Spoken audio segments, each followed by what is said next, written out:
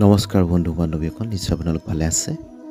ভক্তি দৰ্শন অসমৰ অন্য এটা ভিডিঅ'লৈ আপোনালোকক স্বাগতম জনাইছোঁ। আজি আপোনালোকৰ মাজলৈ বহুত দিনৰ মূৰত এটা ভিডিঅ' লৈ আহিছোঁ। ভিডিঅ'টো আপোনালোকে ৰাতিপুৱা কি কাম কৰিব লাগে, কি কৰিলে আপোনালোকৰ শৰীৰ সুস্থ থাকিব, আপোনাৰ মন সুস্থ থাকিব, এনেকুৱা কিছুমান কথা লৈ আপোনালোকলৈ ভিডিঅ' এটা লৈ আহিছোঁ। যদি ভিডিঅ'টো ভাল পায় তেতিয়াহ'লে লাইক, শ্বেয়াৰ আৰু কমেণ্ট কৰি দিব বুলি মই আশা কৰিলোঁ।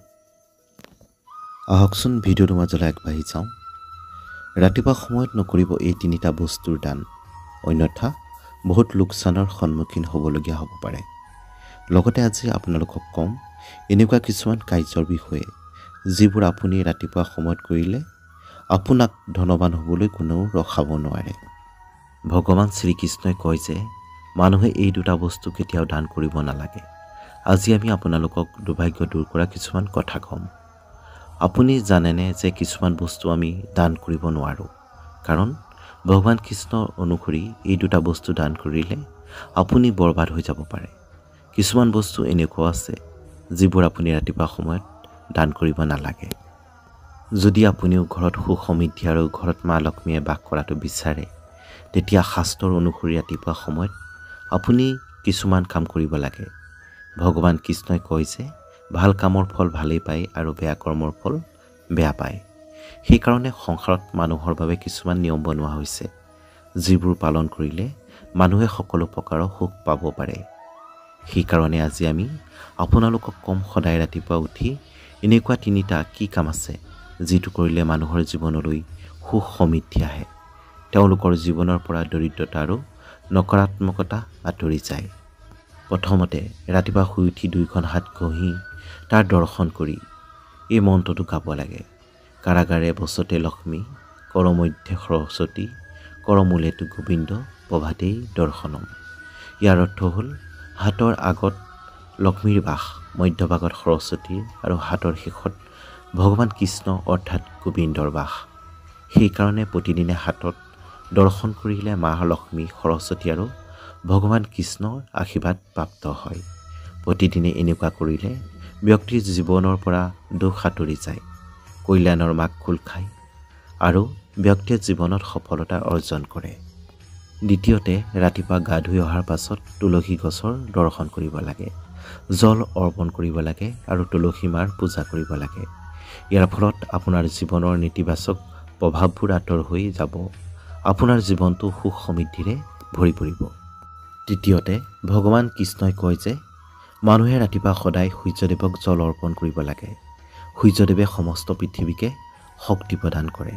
সেইকাৰণে ৰাতিপুৱা সদায় সূৰ্যদেৱক উপাসনা কৰিলে মানুহৰ জীৱনৰ পৰা নকাৰাত্মকতা আঁতৰি যায়। চতুৰ্থতে ভগৱান কৃষ্ণই কয় যে মানুহে ৰাতিপুৱা সদায় ব্ৰহ্ম মুহূৰ্তত সাৰ পাব লাগে। বিশেষকৈ ঘৰৰ মহিলাসকলে এইসমূহ কথা ধ্যান দিব লাগে। ব্ৰহ্ম মুহূৰ্তৰ পৰা ৰাতিপুৱা 7 বজালৈ নিজকে ঈশ্বৰৰ ভক্তিত মুগ্ধ কৰি ৰাখিব লাগে। তাৰপিছতহে বেলেগ কাম আৰম্ভ কৰিব লাগে। সেইকাৰণে মানুহে ৰাতি সোনকালে শুই থাকিব লাগে। ৰাতি শোৱাৰ সময়ত নিজৰ মূৰটো পূব বা দক্ষিণ দিশে শুব লাগে। ইয়াৰ দ্বাৰা আয়ু বৃদ্ধি হয় আৰু মানুহৰ ভাল টোপনি আহে। শাস্ত্ৰৰ অনুসৰি সন্ধিয়াৰ পিছত কেতিয়াও ভোজন গ্ৰহণ কৰিব নালাগে, এনেকুৱা কৰাটো অশুভ। পঞ্চমতে ৰাতিপুৱা উঠি যেনেকৈ আপুনি গা ধুই শুদ্ধ হৈ যায়, তেনেকৈ ৰাতিপুৱা সদায় ঘৰৰ মুখ্য দুৱাৰো চাফ চিকুণ কৰিব লাগে। ইয়াৰ দ্বাৰা মা লক্ষ্মী প্ৰসন্ন হ'ব আৰু আপোনাৰ ঘৰত প্ৰসন্ন হৈ প্ৰৱেশ কৰিব। যদি আপোনাৰ জীৱনত শত্ৰুৰ সংখ্যা বহুত আৰু আপুনি যদি কমাব বিচাৰে, তেতিয়া সপ্তাহত এদিন নিমখ পানীৰে ঘৰ চাফ চিকুণ কৰিব লাগে। এনেকুৱা কৰিলে আপোনাৰ সকলো শত্ৰুৰ নাশ হৈ যাব। যদি আপুনি বিচাৰে সদায় আপোনাৰ স্বাস্থ্য ভালেই থকাটো, তেতিয়া ৰাতি তামৰ বাচনত পানী ভৰাই থওক আৰু ৰাতিপুৱা খালী পেটত সেই পানী সেৱন কৰক। ইয়াৰ ফলত আপোনাৰ পেট চফা হৈ থাকিব আৰু বেমাৰো কম হ'ব। ষষ্ঠতে ঈশ্বৰৰ পিছত দ্বিতীয় স্থান মা দেউতাকৰ হয়। সেইকাৰণে সদায় মা দেউতাৰ ভৰিত ধৰি আশীৰ্বাদ ল'ব লাগে। ৰাতি তেওঁলোকৰ সেৱা কৰাৰ পিছতে শুব লাগে। এনেকুৱা কৰিলে মা দেউতাৰ আশীৰ্বাদ প্ৰাপ্ত হয় আৰু ভগৱানেও তেনেকুৱা মানুহৰ ওপৰত বহুত প্ৰসন্ন হয়, কাৰণ ভগৱানে সকলোৰে ঘৰত যাব নোৱাৰে। সেইকাৰণে তেওঁ মা দেউতাক বনাইছে যাতে তেওঁ কৃপা আপোনাৰ মা দেউতাৰ মাধ্যমেৰে আপোনাৰ ওপৰত থাকে। সেইকাৰণে সদায় মা দেউতাৰ আদৰ আৰু সন্মান কৰক। সপ্তমতে চেষ্টা কৰক সদায় এটা ৰুটি গৰুক খুৱাবলৈ। ইয়াৰ ফলত আপোনাৰ ঘৰত ধনৰ অভাৱ নহয়। শেষৰ ৰুটিটো কুকুৰক খুৱাব লাগে। কুকুৰক ৰুটি খাবলৈ দিয়াটো শাস্ত্ৰত বহুত শুভ বুলি গণ্য কৰা হয়। ইয়াৰ ফলত মানুহৰ জীৱনলৈ আহিবলগীয়া সকলো সমস্যা আৰু নকাৰাত্মকতা নাশ হৈ যায়। এতিয়া জানো আহক কি সেইকেইটা বস্তু যি আপুনি ৰাতিপুৱা কেতিয়াও দান কৰিব নালাগে। 1 নম্বৰতে হৈছে ভোজন। ৰাতিপুৱা যদি আপুনি ভোজন দান কৰিব বিচাৰে তেতিয়া নতুনকৈ ভোজন বনাইহে দান কৰিব লাগে। বহুবাৰ ৰাতি থাকি যোৱা ভোজন দুখীয়া মানুহক দান দিয়ে। আগদিনা ভোজন আপুনি যদি কাৰোবাক দিয়ে তাক দানৰ নাম নিদিব। এটা কথা মনত ৰাখিব, এনেকুৱা খাদ্য যিবোৰ কোনেও খাব নোৱাৰে তেনেকুৱা খাদ্য কাকো খাবলৈ দিব নালাগে। এনেকুৱা ভোজন ৰাতিপুৱা সময়ত দান কৰিলে আপুনি পুণ্যৰ সলনি পাপহে সহভাগী হ'ব। দ্বিতীয়তে ৰাতিপুৱা সময়ত অন্নদান। বহুত মানুহে ৰাতিপুৱা সময়ত চাউল আটা দুখীয়া মানুহক দান দিয়ে।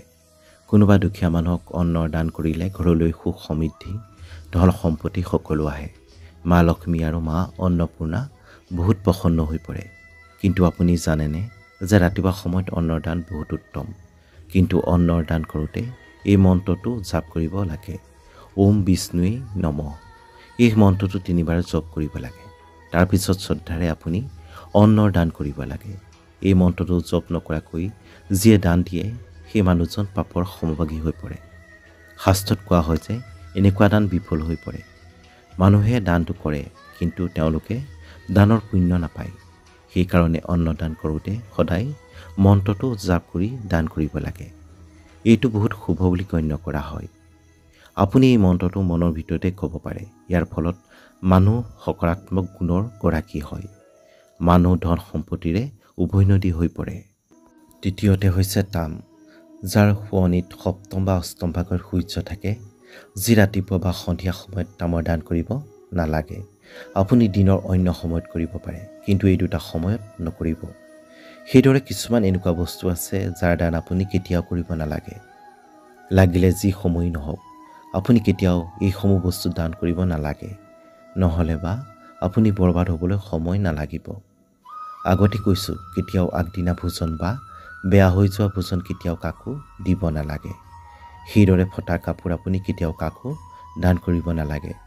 যদি ঘৰত ফটা চিটা চেণ্ডেল আৰু জোতা আছে তেতিয়া সেইবোৰ কেতিয়াও দান নকৰিব নালাগে। ইয়াৰ ফলত আপোনাৰ দুৰ্ভাগ্যৰ আগমন হয়। নিজৰ ঘৰত ঝাৰু আৰু কেতিয়াও কাকো দান দিব নালাগে। ইয়াৰ ফলত মা লক্ষ্মী আপোনাৰ ঘৰ সদায়ৰ কাৰণে এৰি দিব পাৰে। ঘৰৰ বাচনো দান কৰিব নালাগে।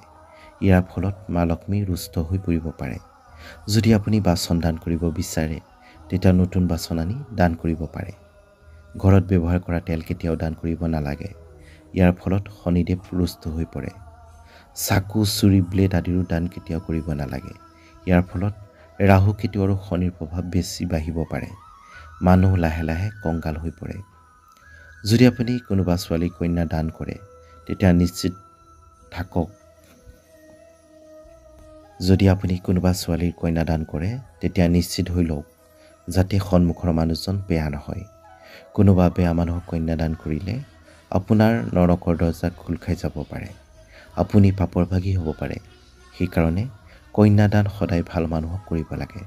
মদ খোৱা বেয়া আচৰণৰ মানুহক কেতিয়াও কন্যা দান কৰিব নালাগে। নমস্কাৰ বন্ধু বান্ধৱীসকল, আজি ভিডিঅ'টো আপোনালোকৰ কেনেকুৱা লাগিলে? যদি ভিডিঅ'টো ভাল লাগিলে তেতিয়া লাইক শ্বেয়াৰ কমেণ্ট কৰিবলৈ নাপাহৰিব। আকৌ এনেকুৱা নতুন ভিডিঅ' আপোনালোকৰ মাজলৈ লৈ অনাৰ প্ৰতিশ্ৰুতিৰে আজি আপোনালোকৰ পৰা মই বিদায় লৈছোঁ। ধন্যবাদ। নমস্কাৰ।